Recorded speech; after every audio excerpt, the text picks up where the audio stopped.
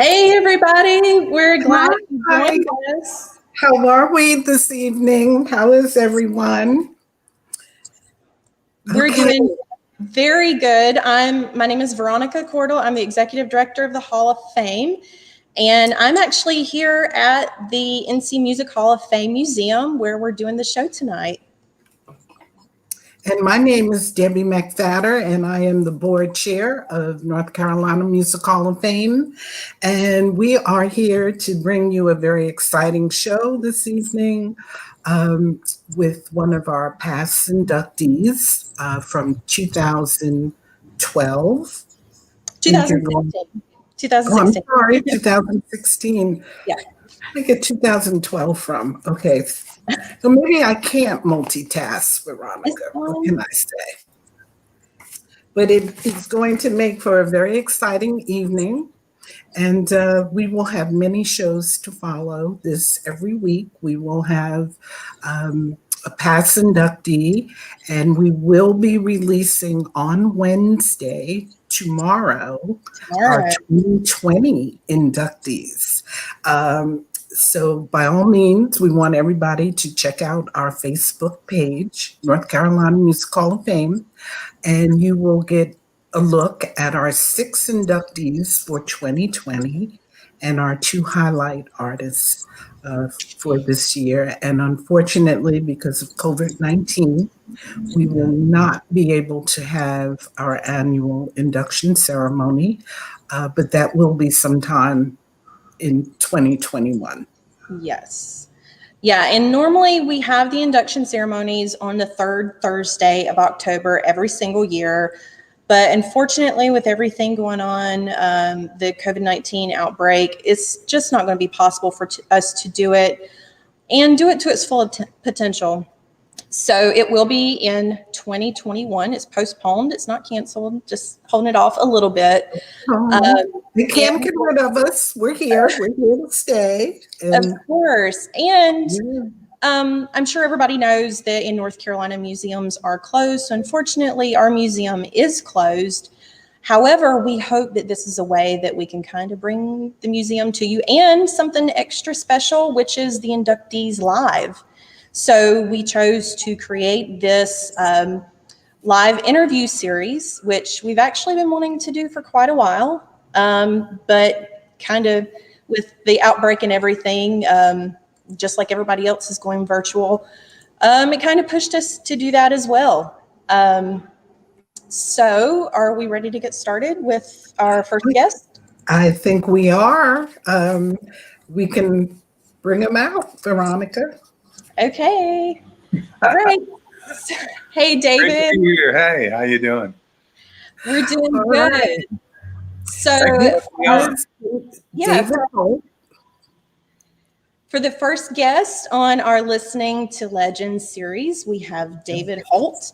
So David Holt is a 4-time Grammy Award winner. He's a television host, a storyteller, a multi-instrumentalist, a visual artist, among many other things. So David, how's it been lately? What have you been doing during this quarantine? So it's been pretty good for me because I live up in the mountains, and I go walking in the woods here and spend a good bit of time doing that and just working on material. You know, I've been going back and learning songs that I never had the time to learn or just didn't take the time. And it's been really fun to put the harmonica with the banjo and play, work on playing those two together. Those are some of the projects I've been doing. And then we have our David Holt State of Music that we're still producing, and looking forward to our guest this coming season. Hopefully it works out. They can get up here. But Ruthie Foster, a wonderful blues singer from Austin, Texas. And, of course, the great Keb Mo, who's now living in Nashville. So we're looking forward to seeing both of those people. It'll be a good series, and it'll be a start probably in the fall. Mm-hmm. David, I'm looking in the background of your picture. Is that a Grammy that I see? Oh, and here at the house, yeah. I have 4 of them. There's a couple right beside my head right here on the shelf. Yeah, I see that.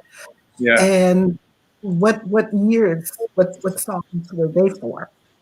So the first time I won was for putting a children's book on tape called Stella Luna, which was one of the real popular children's books. And then the second time I won, and this was the most exciting for me because I won 2 Grammys with Doc Watson for an album, Nice.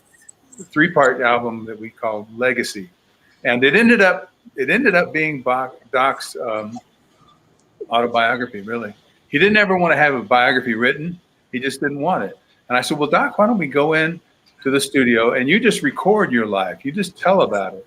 And I asked him questions and interviewed him, and we played music, and he told me about his life, and it's one of the best things I've done.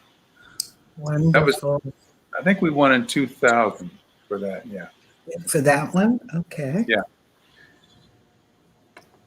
Very nice.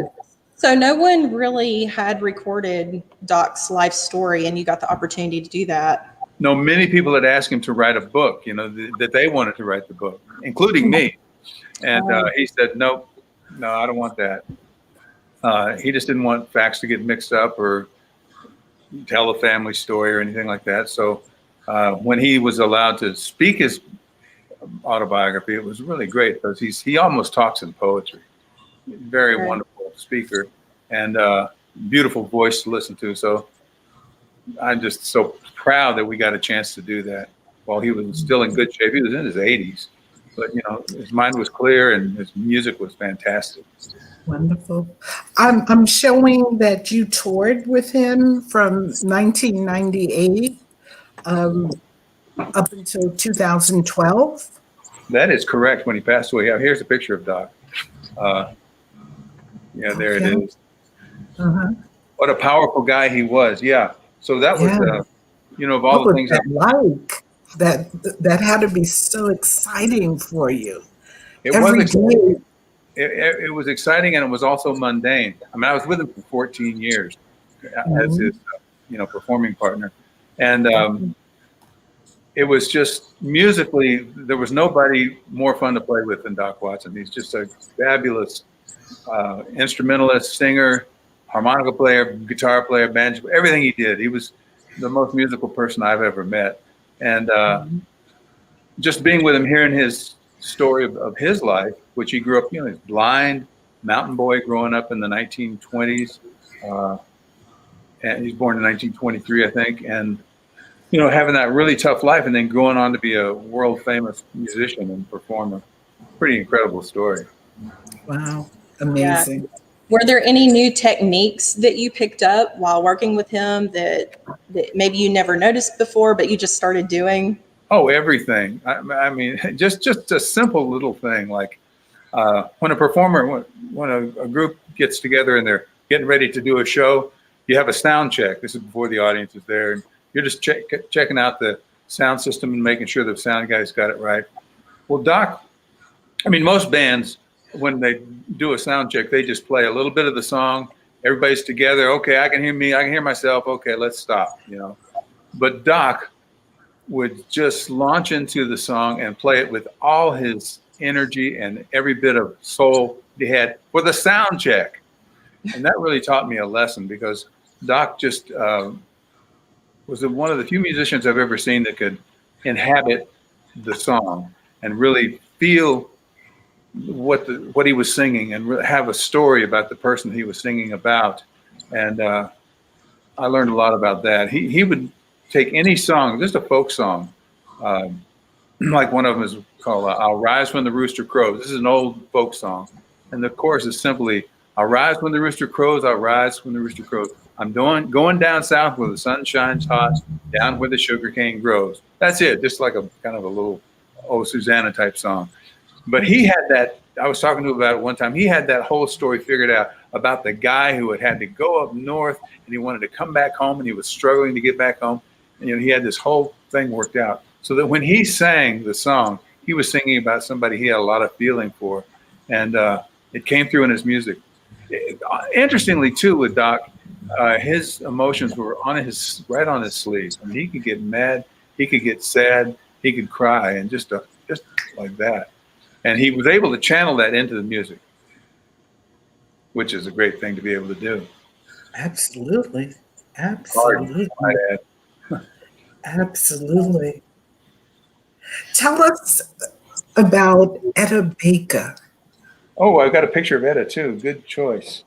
So Etta lived in Morganton, North Carolina, and I knew her for about 40 years. She was a known to fingerstyle guitarist, but not to too many other people. And here's a picture of Etta. And a wonderful, beautiful lady. Yeah, look at that.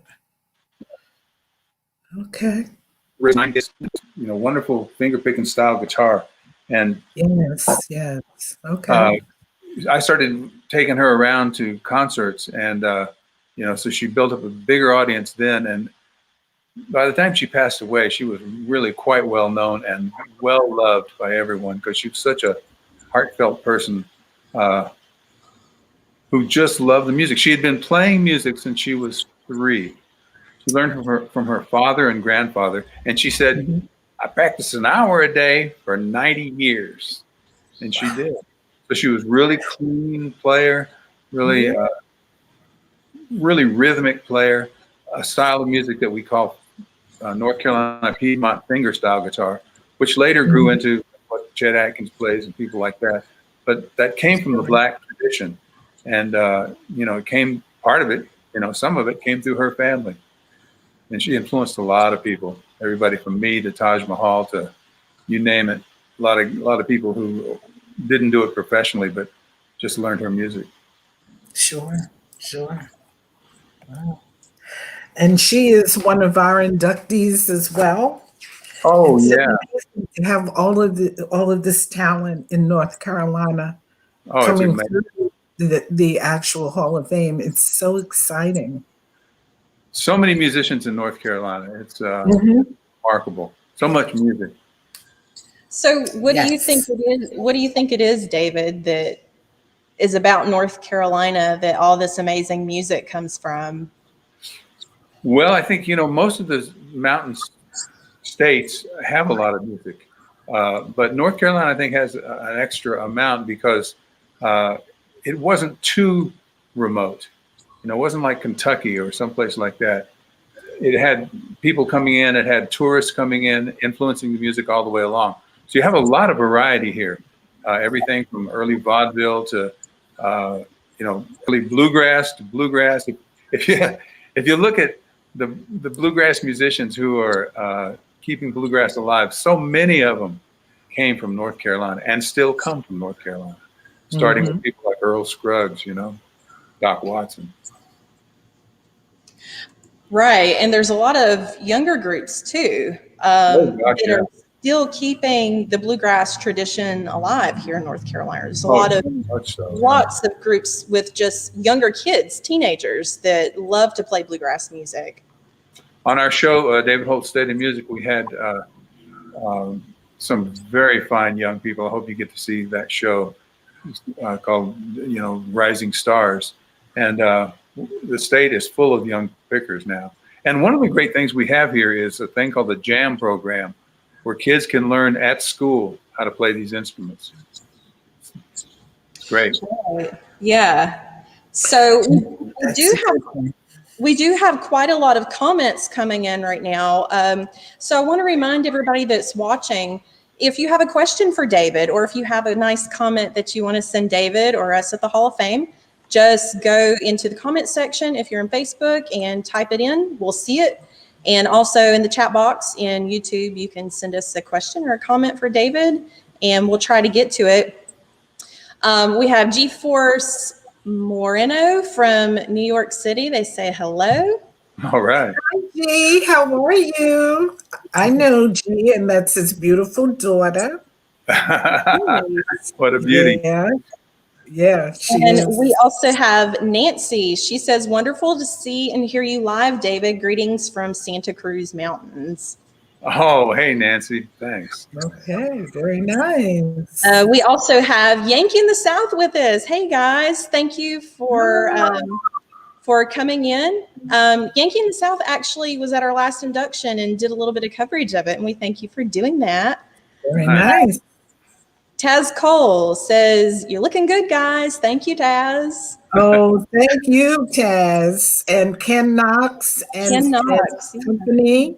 Can't forget Ken Knox. Yeah, one of our Hall of Fame inductees, of course, from chairman of the board is watching.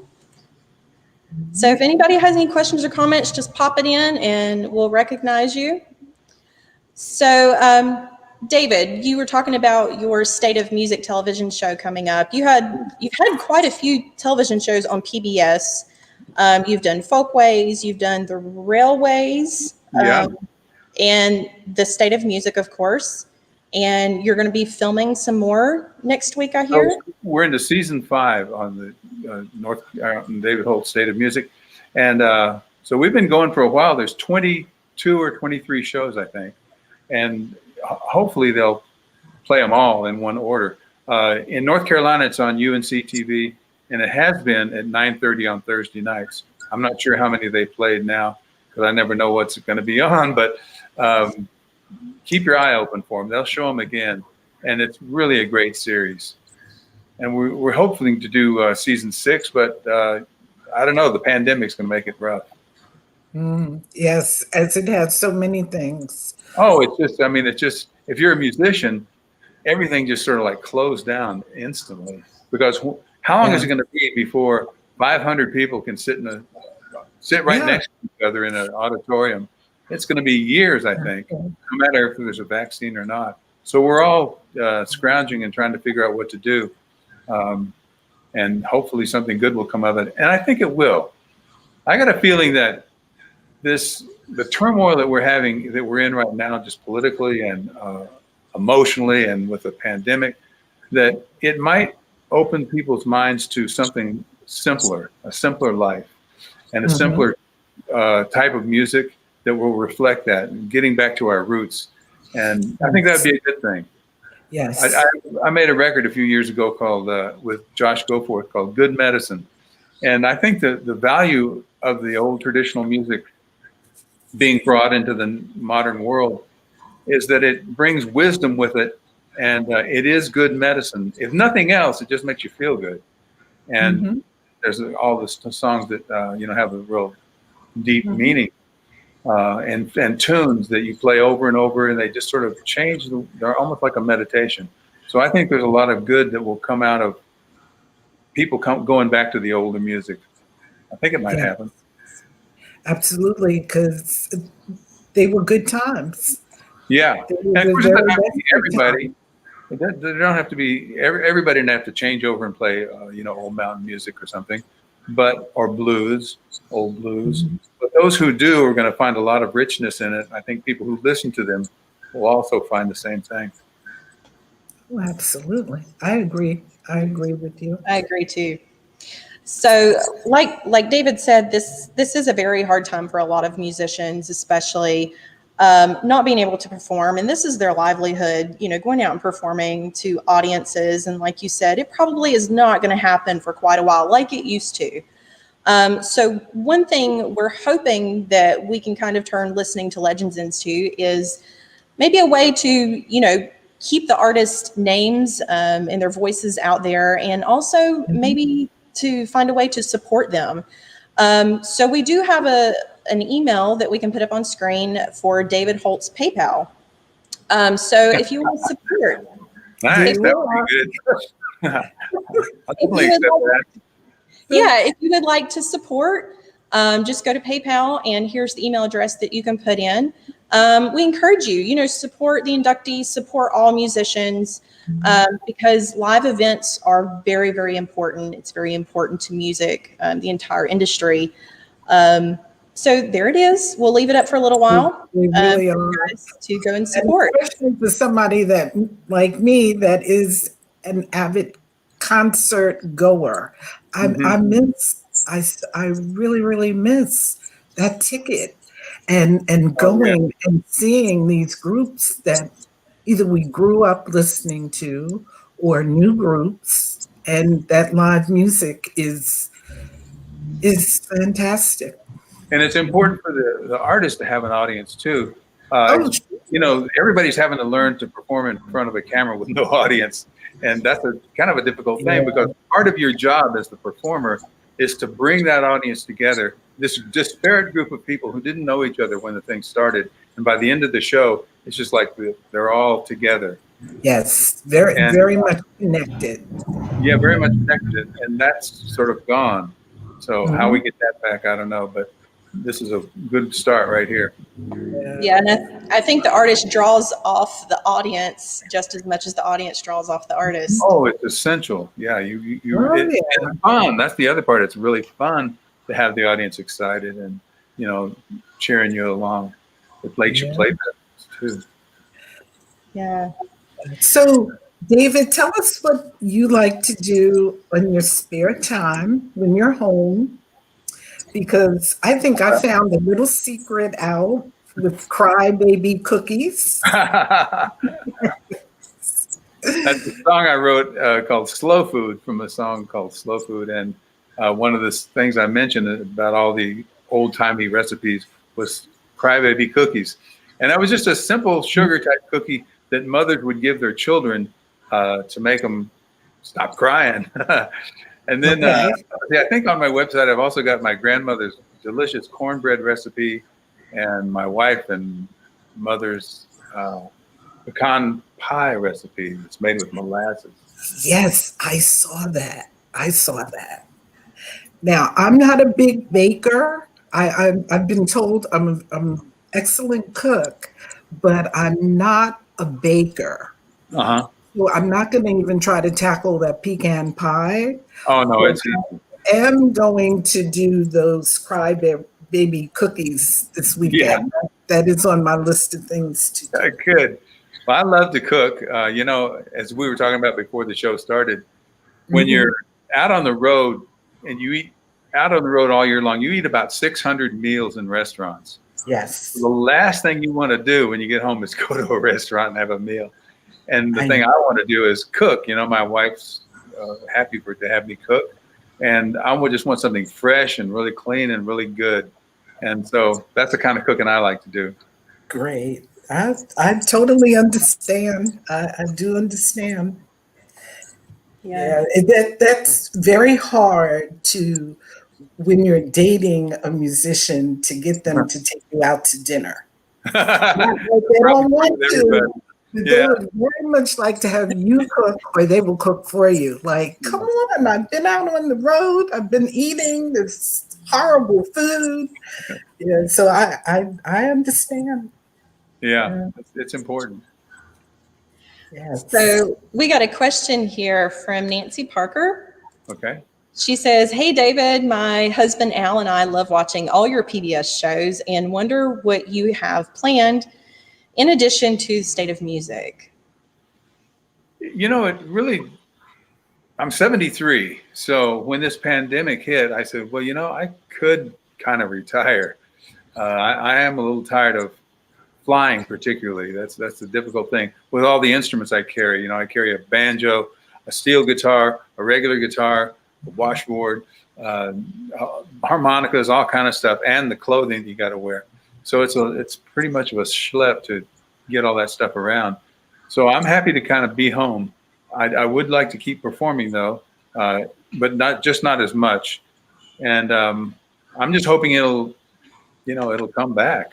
So I've got plenty of things to do. I do the photography, and then I do make paintings. Let's see, Jenny, could you hand me one of the paintings here? Let's maybe John D. Holman right here. I have it on the wall, so I don't know if you'll be able to see it, but John D. Holman is a North Carolina guitar player, blues guitar player.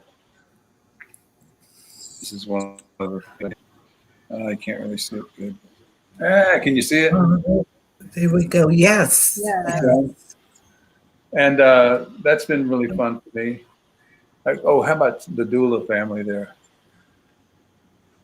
This lady was Tom Dooley's oldest living surviving relative. This is Minnie Dula and her daughter. go. There you can see it. Wow. Very And nice. she was 98 and the last of the doulas. That Tom Doula was her great uncle. Anyway, so I'll do some of that. I'll do art, and I'll just I've been doing I've been doing stuff,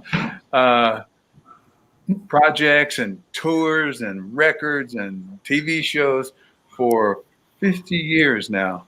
So I don't mind having a little time just to sit around and go, what am I going to do? Nothing. Sure. Right. Well, we would certainly love to have you at the Hall of Fame for different events and projects that might come down in the future. Okay, well, let me know. I appreciate what you guys are doing. It's really it's wonderful for all of us who are musicians. Mm-hmm. It means a lot to be in the Hall of Fame. Yes. Because you guys have done such a great job of putting it together. Yeah, we enjoyed having you. And another thing we would love for this to do is to be able to reach into the schools. So anytime you would want to, join us and maybe reach into a classroom virtually, because we all know that everything, even in the classroom, is going virtual. And if there's any teachers, good idea. Yeah, if there's any teachers or schools out there that you would like David to maybe come to your class, or any of our other inductees, shoot us an email. You can email us at info@northcarolinamusichallofFame.org, and just let us know. Let us know your thoughts. We want to let this program, benefit our community across the state. We want it to benefit the artists. So, I think it's a great thing for you to do. I could do it right from home, too. I wouldn't have to go anywhere. And I could eat my own cooking. Yes. You wouldn't have to get on the plane and travel. That's right. No We plan. go back to those crybaby cookies. That's right. Absolutely. So the genre of music you do, David, is you characterize it as mountain music. What does that mean exactly for people who don't know? Right. So what that means to me, rather than bluegrass or even old time music, is that mountain music is actually, when I first came to the mountains, that's what it was called. And I came in '69 originally. And I think it was called that because in those days, there were lots of people, many people who were born in the 1800s alive. And they played everything from the mouth bow to bones, to harmonica, to piano, to banjo, to fiddle, to guitar. It was a huge variety of music. Now it's kind of whittled itself down to where there's pretty much, I'm not going to say only, but there's pretty much bluegrass and there's old times for this type of music, and then blues as well. And it's the bluegrass is in good shape. I think the old time's in good shape, so I think it'll keep them cooking. Yeah, and so we see that we are actually here at the museum. So we have your exhibit behind me here. Yeah. Do you want to talk about anything that's on exhibit here? I know we got your Airline guitar. Yeah. You want to hold that up? Yeah, we can grab that one right quick. Just give us a second.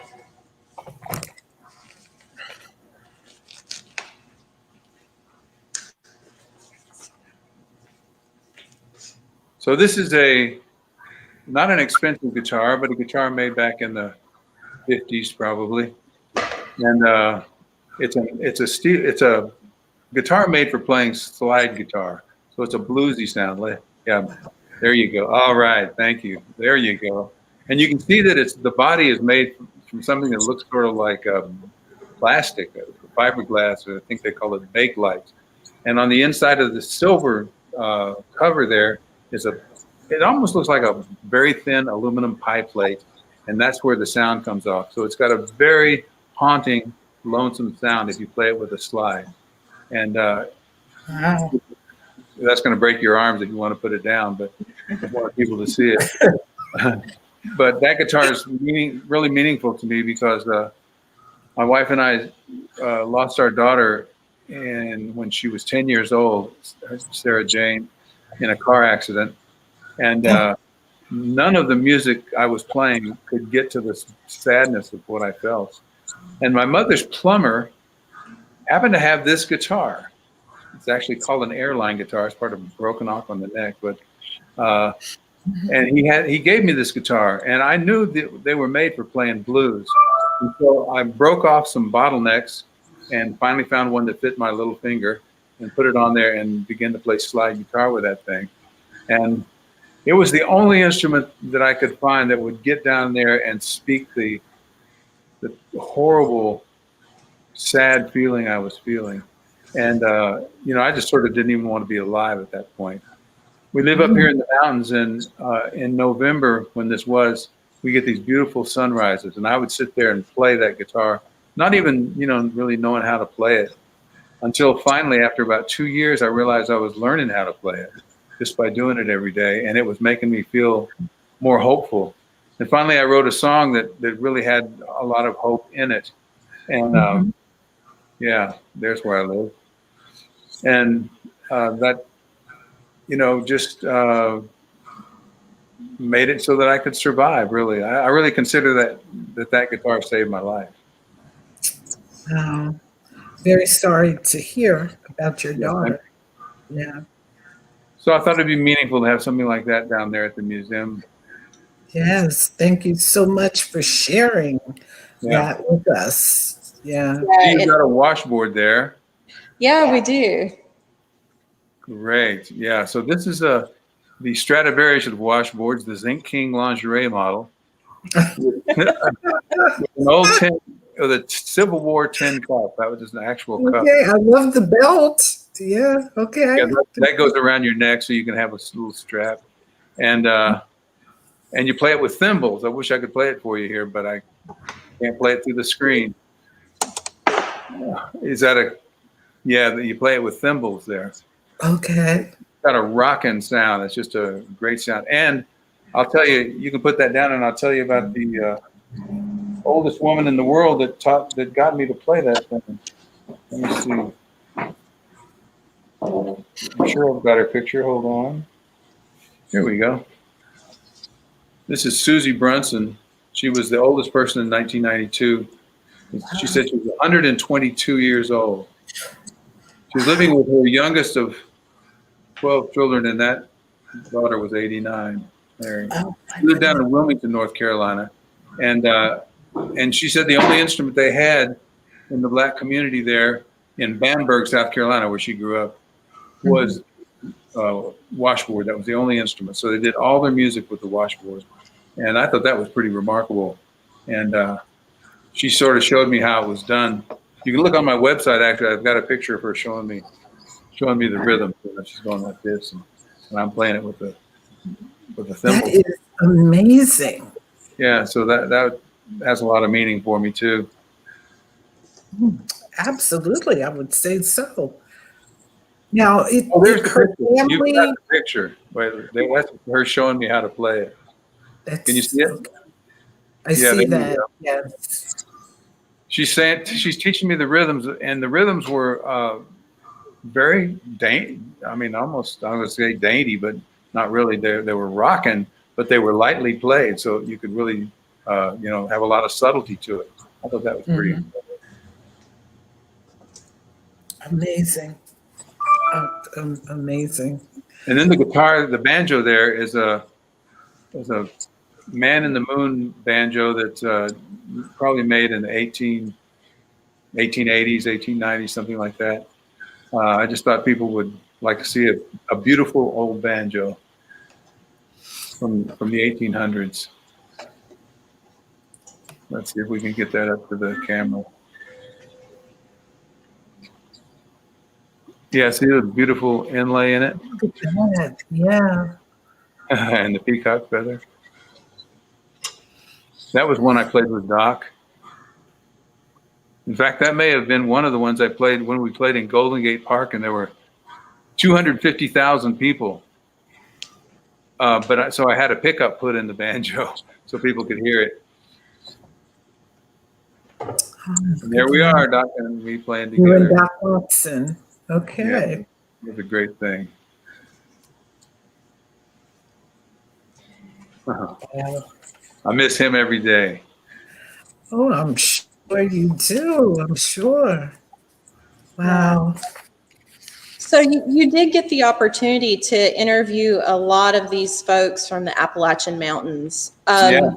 How did that start? I mean, how do you get in touch with these people, and how do you let them know that you want to interview them and learn their different ways of playing music? So you hear about folks. I heard about this little community of Sodom, North Carolina. It's really a place, Sodom, up in Madison County.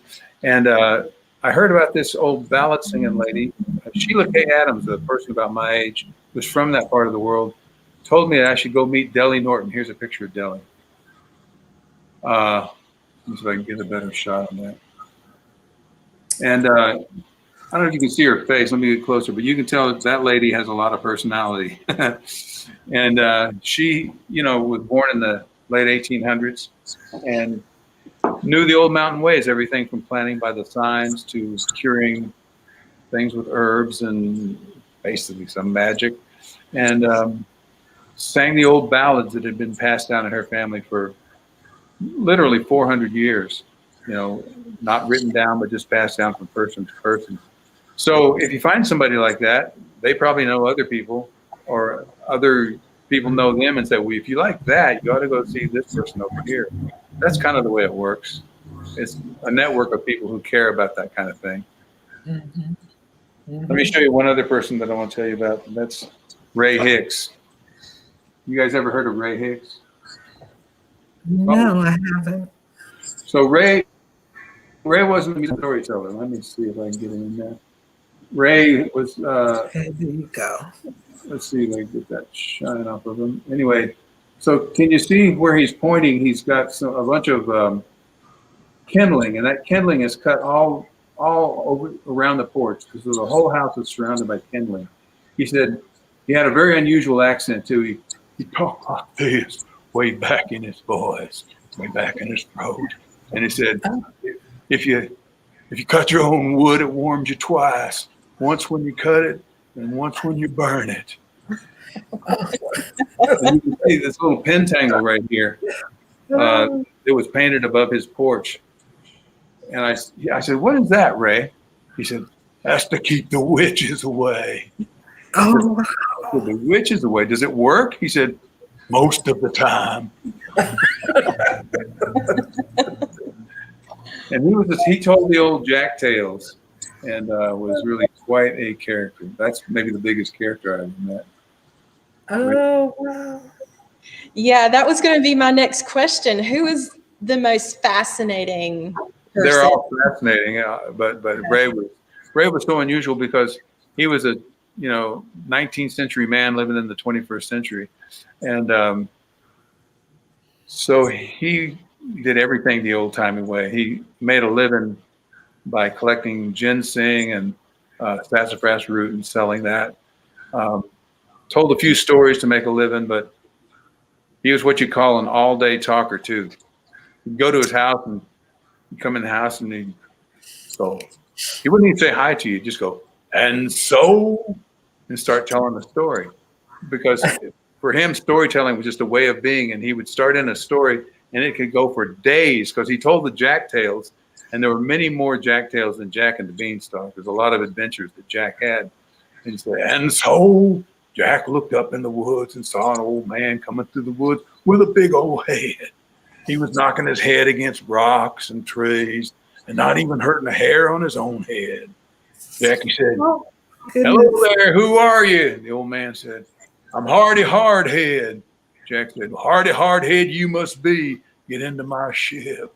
And then he would just go on and on like this for, finally, after about 6 hours, without getting a word in edgewise, you just had to stand up and go, Ray, I got to go home. It's getting late.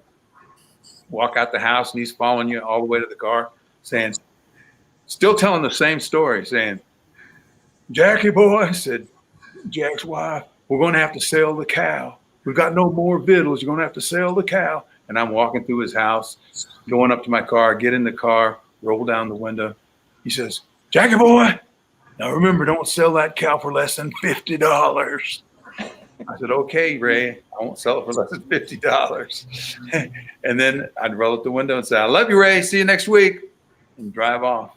And he'd be standing out there in the middle of the dirt road, still telling the story. He was amazing. Wow. What a character. Interesting. All of those stories, fantastic. Yeah, those stories were great.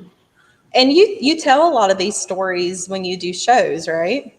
I do to be able to tell about the people. I tell some actual folktale type stories as well, but I like to talk about the folks that I knew.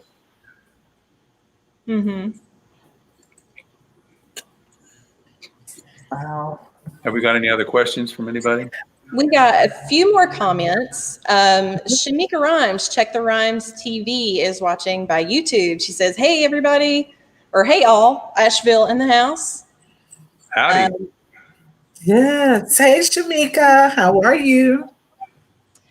We have G-Force again, said she's loving the show. Oh, wonderful. His little girl. Okay. Pam Albertson, Darnell, Charlie Albertson watching in Beulahville. I hope that said that right. Beulahville, North Carolina. Charlie's our singing senator, North Carolina.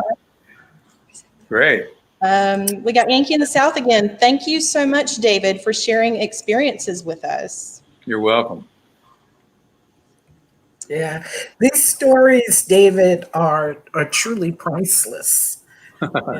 Those experiences that you have. What would be your worst experience out on the road? The worst? Yes. Worst experience. The worst was being with Doc Watson and being in the room next to him. I always slept in the room next to Doc, so if he got into trouble, like I said, he was blind. So if something happened and he could figure out what was going on, he'd pound on the wall. I had a key to his room. I'd come help him. That never really happened. But one time we got up in the morning. I usually took him to breakfast and knocked on his door, and he didn't open the door. And, you know, the bass player, Michael Coleman, and I called out, and he didn't open the door. So we opened the key, and he wasn't in his room. And that scared us to death, you know, because it was, what, Jenny? His clothes were all there. Yeah, his clothes were all there, too. He hadn't taken anything. And so now we're really scared. And so some of us go to tell the hotel people to help us try to find him. And we looked all over the hotel, in and around the hotel. There's a little forest, and was afraid he might have left or something and not known where he was, or walked in sleep. We just didn't know. And we were really scared. And finally, the hotel owner went down the hall and opened up every room for us. And about 4 doors down from his, he was asleep on the bed in another room. He had gone out of his room or just looked out the door or something, and the door had closed behind him. And he didn't know where he was. So we felt along the wall till he found an open door in the middle of the night and went in the room and fell asleep on the bed in there. Luckily, there was nobody in there. But Goodness. Wow. that was the worst. Yes, I would think so. Scary. Right. Yeah. Oh. Wow. But luckily, it came out okay. Yes, thank goodness for that. Absolutely. Thank goodness So, for that. David, you've lived in Texas and California for a little while. How did you end up here in North Carolina? So my family was from North Carolina in the 1850s. They moved from North Carolina, Alamance County, to Texas. And that's where, you know, my grandfather, great-grandfather, grandfather, father, and I lived and grew up till I was 10. And my dad was an inventor, and so he moved out to California after Sputnik went up in the satellite. And he was going to start his own company. He did start his own company. And we moved out there, and I stayed in California through college, and fell in love with the mountains in 1969. And I came back looking for banjo players, really, and found a bunch of them, old-time clawhammer banjo players. And I realized, man, this is like finding the lost world, because these people, they were kind of my grandparents' age, and I knew that was the last generation of those kind of folks that were basically pioneer people, really, when you get down to it. if they were born in the 1800s, they saw a lot of, very rugged life, especially in Texas. And so I just got fascinated by the music and by the people, and had no intention of making a living, but just started learning the instruments for my own joy. And slowly people started hiring me to do concerts, and that kept building up and building up. And 50 years later, here I am talking to you. And thank goodness for that. Yeah. we definitely appreciate it. Definitely appreciate it. So when moving to North Carolina, how did you get started, like in the music industry and entertainment? What caused you to get started? Let's see. The head of the library in Asheville, John Bridges. I know what happened. The Asheville Citizen-Times did a full-page article about me with a full picture, a full 8x10 picture, because it was so unusual to have a guy come from California to learn mountain music. I mean, that wouldn't even get a one line nowadays, but in those days, in the 1970s, it was so unusual that they did a whole article on it. And the head of the library in Asheville, John Bridges, invited me to do a concert. He said, "You've been learning this stuff, come do a concert." I played drums for most of my life, so I sort of used to being in front of people, but not being the lead person or the person that had to do all the singing. And so I did the concert, and it went over really well.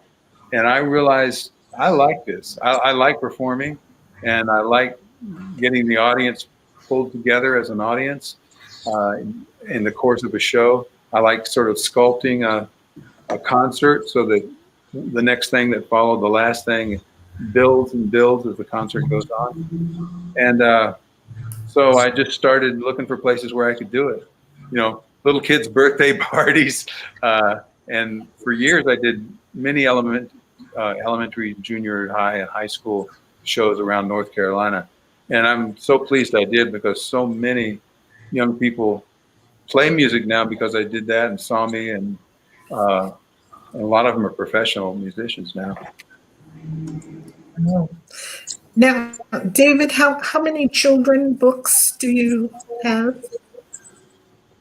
Children's books. I have 3 books of stories, but they're really for storytellers. And then I have a number of children's CDs, a music one called "I Got a Bullfrog," and several storytelling ones. One called "Taily Bone Meets the Hairy Man," or "Hairy Man Meets the Taily Bone," I mean, and "Why the Dog Chases the Cat," and mostly ghostly, scary stories. So I have a bunch of stories that were aimed at kids. I mean, a bunch of records that were aimed at kids, but most of them are for the general audience, for adults. Okay. But I love playing for kids because they're wonderful. Yeah. They are the best audience. Well, and they get influenced by it. And yes. like the one that says, "My second cousin was Tommy Gerald." You bet, I remember him. I've got his picture on the wall in here, but I can't take the computer in there to show you. But yeah, Tommy was a good friend of mine. I went down to see him as much as possible. Tommy Gerald lived in Toast, North Carolina, right outside that area. And he and Fred Cochran really created, or popularized in a way, an entire style of string band music. And he was a fabulous guy, and was so good to us young people. I mean, I was in my mid-20s, I guess, and he'd have all these, basically hippie people like me at the time come visit him, and he didn't mind at all. Now, I might add, his wife had passed away, so he didn't have to, he could do whatever he wanted to do. And he would cook us biscuits and pull out the moonshine occasionally and just fiddle all night long. And it was just heaven. He was a wonderful guy. Oh, my goodness. Nice. Nice. Very nice. Yeah. So the outfit that we see in the background background that is part of your exhibit there at the museum. Mm-hmm. Was that a standard costume that you would wear Well, I for your have show? about 20 of those kinds of shirts, different colors, different pockets, different things. But my idea was I wasn't really trying to portray, or I'm not trying to portray anything except myself, but I wasn't trying to look like an old 20s person. I thought the 40s were kind of better for me with the fedora hat and those kind of Yes, shirts. yes. That's a 40s style shirt. And I found a guy in New York who could make them. So I got to design them, and some of them, and then he made them. And yeah, they all look similar, but different colors and different the way they Mhm. fit together. It's a cool looking shirt, isn't it? I wish I had more of them. It really is, and the reason I asked you about the shirt is, well, I'm a baby of the 50s, but Yeah, in my mind, going back and seeing Jerry Lee Lewis, um, even Frankie Lyman, those were the shirts that they wore. that's right. And they were kind of Yeah. created in the 40s and through the 50s. People wore them still. Yes, yes. Yeah. That was a common part of their wardrobe. And I think they would still go today. I like them. Oh, I think so too, because you have a chance to have some color and some Yes, design. You know, yes, yeah, I like them a lot. yes. My guy quit making them though, so I don't haven't had any made for a while.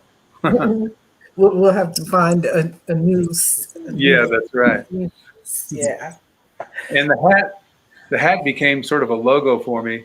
I actually had hair at the time I started wearing the hat.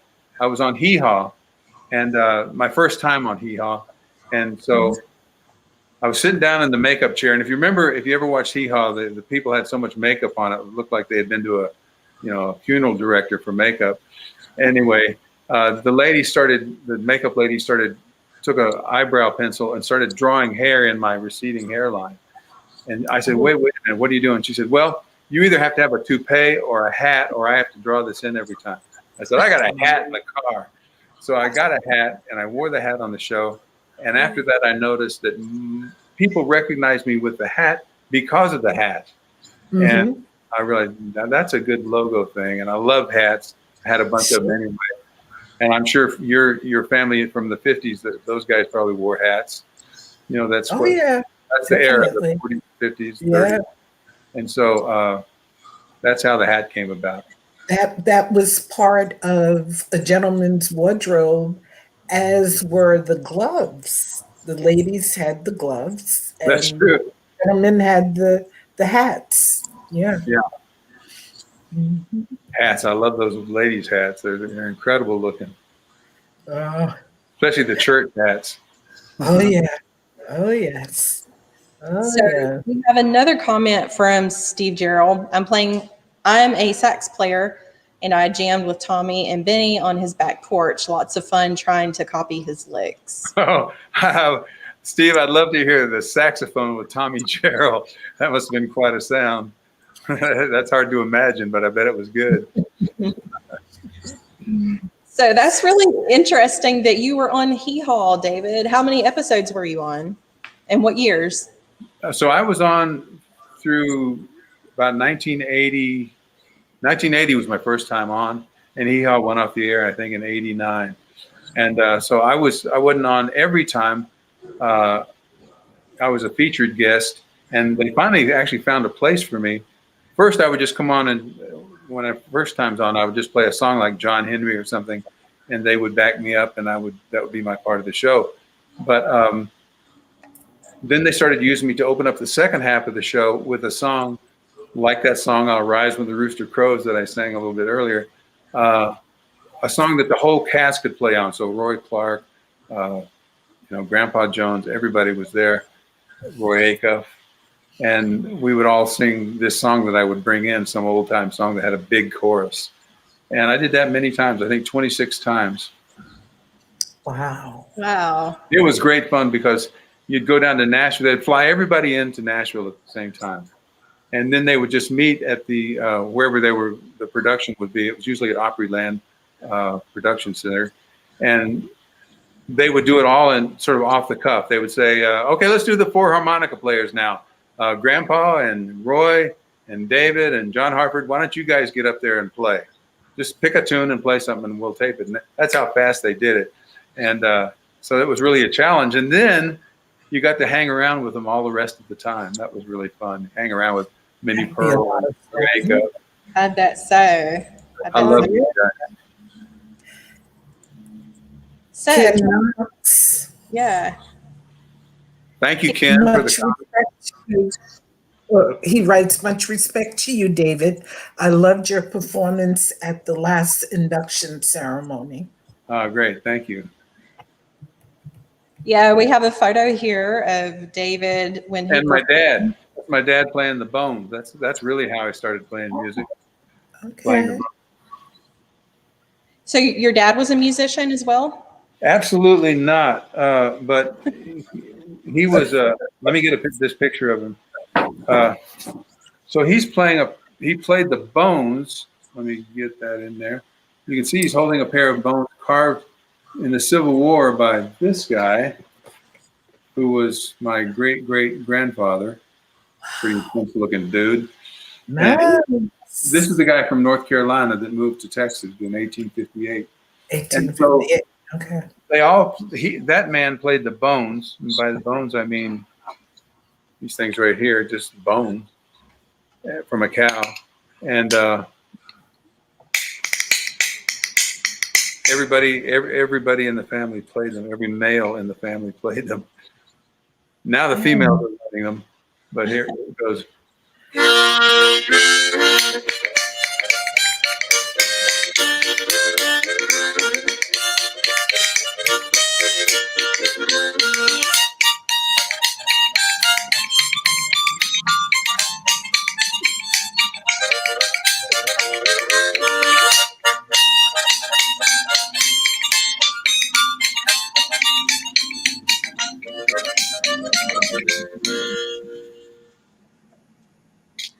So, wow, so cool. Very nice. Very cool. Yeah. So that's what got me kind of interested in odd music, I think, hearing that when I was a boy. And I never heard it anywhere else. And it sort of opened my ears to unusual types of music. Maybe. Mm-hmm. Yeah, it's very cool. Very cool. Yes, very nice. Very nice. Thank you. Well, Veronica, are there any more questions coming up? We don't see any that anyone else has sent in to us. Okay. And I think that little performance that David gave us was a perfect way maybe to end this, although I don't want to because we've had such a good... So interesting. Thank you. Now, does this stay up or is this just a one-time showing of this? This is going to remain up on the Hall of Fame's Facebook page and our YouTube channel. Yeah. Okay. If anyone missed it, they can go back and watch it, and you can certainly share it with your friends for them to watch as well. Cool. Sure. Thanks for having me. Thank you so very much. welcome. We enjoyed it. This has flown by so fast. And there's a ton more questions that I could ask, but we've simply ran out of time. We've already been on here an hour. Yeah. I know. But these are conversations that we couldn't necessarily have with you the night of your induction because everything is just back and forth. Everybody's so busy. A big show, yeah. Yeah, so much. Well, I'm glad we got to do this. Yes, yes. Great sound, David. Thank you very much. From Lucy Williams. Yankee in the South again. We really enjoyed spending the evening with y'all. Thanks, David, Debbie, and Veronica. You're very welcome, Yankee in the South. Yeah. Yes. Absolutely. Totally enjoyed your show, ladies. Great guest. I enjoyed it from Taz. Thank you so much. And continue to watch, guys. I think you're going to be really impressed with the other guests that we have scheduled. I think you will be. I think they will be. This has been so much fun. David, thanks you for kind of being our guinea pig a little bit on our very first episode. This is our first. I know. I'm You pleased to are, be the once first. again, you're extra special. Thank you. This is definitely not the last. We have several inductees scheduled to come on. Yes. So stay tuned and you will know who those will be. We plan to do these every Tuesday. Steve Gerald, one more time. Enjoyed this very much. Hope to meet you someday. I'm in Nashville. Thanks, Steve. Oh, the Squirrel Nut Zippers. Look at that. Zippers. Thanks, David, and the NC Music Hall of Fame. Thank you. I love those guys. Yeah. Awesome. So we do plan to rotate weeks. We are making our big announcement of who the 2020 inductees are tomorrow. So check your mailboxes, check our social media pages, check our website. After lunch tomorrow, we will be making the announcement. And for listening to Legends, we are going to rotate weeks. We're going to do a past inductee, and then we will feature a 2020 inductee. So next week, we do plan to have a 2020 inductee on. We cannot tell you who that is yet, though. So stay tuned to find out that information. Again, let's put David's PayPal information up there. Guys, please support local musicians any way you can. Purchase their merchandise. In this case, go to David's PayPal page and donate to him. We want to help in any way we can. So we would appreciate if you did that. Yeah. Anything else, Debbie? I think that about wraps it up. Once again, David, thank you very much for being our very first guest. And we look forward to working with you in the future at the. Thank you. Definitely. We'll keep in touch. Okay. Good. Anything you want to add, David? Just glad you had me. It was a lot of fun. Let's do it again. We sure will. We sure will. All right, everybody. Good night. Have a good evening. Have a and good everyone, thank you for tuning in, for being a part of this special night with us. And we look forward to seeing you again next week. Absolutely. And make sure to like, comment, and subscribe. And send us your questions. Next Tuesday when we're on, follow us on Facebook, facebook.com/North Carolina Music Hall of Fame. Follow us on Twitter at NCMHOF and Instagram NCMHOF_museum. Okay. Good night. Good night.